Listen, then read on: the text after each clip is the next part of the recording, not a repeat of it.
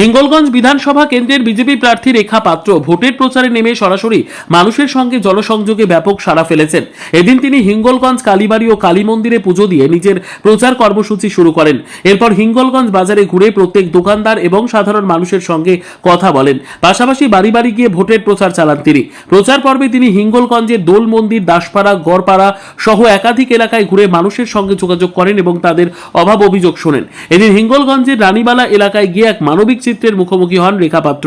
সেখানে প্রায় 10 থেকে 12টি পরিবার দীর্ঘদিন ধরে প্লাস্টিকের ছাউনির নিচে বসবাস করছে বলে জানা যায়। স্থানীয় বাসিন্দারা জানান 34 বছর সিপিএম এবং 15 বছর তৃণমূল থাকলেও আমরা কিছুই পাইনি। রেখা পাত্রকে সামনে পেয়ে তারা নিজেদের দুরবস্থার কথা তুলে ধরে সাহায্যের আবেদন জানান। প্রার্থীও তাদের পাশে থাকার আশ্বাস দেন। ভোটের আগে সাধারণ মানুষের সঙ্গে সরাসরি যোগাযোগে জোর দিচ্ছেন বিজেপি। দেখুন, এই হিঙ্গলগঞ্জ এই কলেজের পাশ থেকে যে ভাবে মানুষ আজকে বলতে চাইছেন যে আমরা 80-85 বছর ধরে এখানে বাস করছি।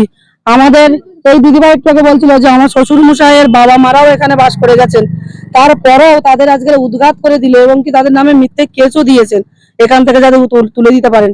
35 বছর ধরে বাম কিছু করলেন না, আর আজকের 15 বছর ধরে তৃণমূল সরকারও কিছু করলেন না। একজন মহিলা মুখ্যমন্ত্রীও মহিলাদের জন্য কিছু ভাবলেন না।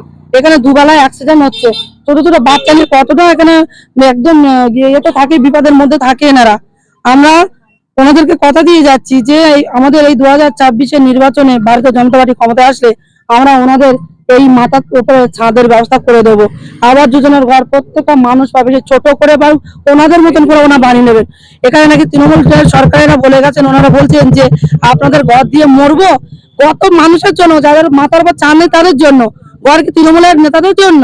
আমি তাদেরকেই বলতে চাই, এই ঘর ভারতীয় জনতা পার্টি আসার পরে, আমাদের নেতা নরেন্দ্র মোদীজি আসার পরে আবাস যোজনার ঘর প্রত্যেকটা মানুষ পাবে। এই কলেজের সামনে যে কটা মানুষের ঘর নেই, 35টা ঘর নেই। দেখুন, এইরকম ঘর আশা করি যে এই পশ্চিমবঙ্গে কোথাও নেই। এইখানেই আমি দেখতে পাচ্ছি যে হিঙ্গলগঞ্জে দেখলেই মনে হবে যে এনারা মনে হয় বস্তিতে থাকে। এই বস্তি কখনো হিঙ্গলগঞ্জে আমরা দেখিনি, কিন্তু এই দেখতে হচ্ছে বস্তি। আজকের মানুষ একটা একযুগ থাকার পরে আমরা জানি তাকে সাহায্য করে মানুষ, যে আপনি আমার জায়গার উপরে একযুগ আছেন, আপনি অল্প কিছু সাহায্য করে আপনি জায়গাটা আপনি বাস করুন।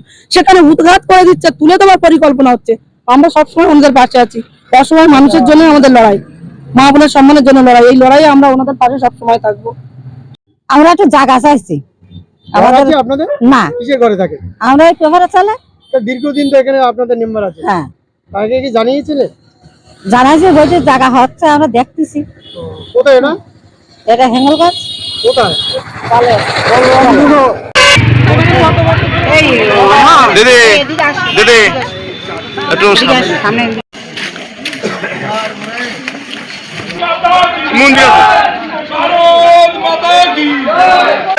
ভোট দেবেন কোন কানে?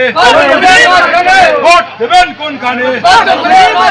ভোট দেবেন কোন কানে? জয় জয় শ্রীরাম।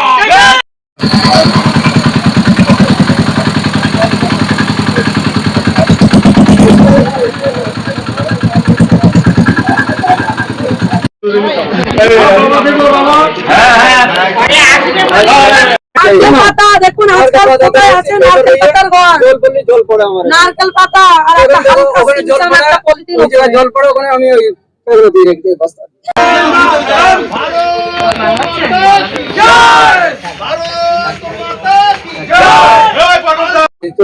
এখান থেকে জল পড়া আমার দিকে একদম লক্ষ্য নেই। আপনাকে ঘর ঘরে বিজেপি করে বলে আমাদের দিকে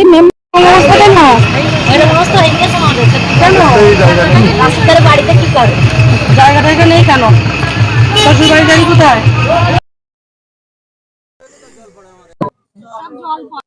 কি অবস্থা, এরকম করে কিভাবে আছেন এর মধ্যে?